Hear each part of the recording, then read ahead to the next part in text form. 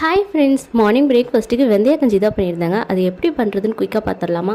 அதுக்கு 2 ஸ்பூன் வெந்தயத்தை வந்து நைட்டே ஊற வச்சுக்கலாங்க. அதுக்கப்புறம் வந்துட்டு புழுங்கல் அரிசி இல்லைனா பச்சரிசி, அதோட பாசிப்பருப்பு 2 ஸ்பூன் போட்டு நல்லா வாஷ் பண்ணிவிட்டு, அதோட குருமிளகு கொஞ்சம், சீரகம் கொஞ்சம் போட்டு பல்ஸ் மோடில் ஒரு 4 டைம் வந்துட்டு கிரைண்ட் பண்ணி எடுத்துக்கலாம். குக்கரில் வந்து கொஞ்சம் தண்ணி விட்டு நம்ம அரைச்சி வச்ச அரிசி, வெந்தயம், அதோட வந்துட்டு பூண்டு, வெங்காயம் வந்து நல்லா நசுக்கி போட்டுக்கலாம். கொஞ்சம் கருவேப்பிலை, பச்சை மிளகா, அதுக்கப்புறம் வந்துட்டு கொஞ்சம் உப்பு போட்டு நல்லா ஒரு 4-5 விசில் விட்டு எடுத்தோம் அப்படின்னா சூப்பரான வெந்தய கஞ்சி வந்து ரெடி ஆயிரும்.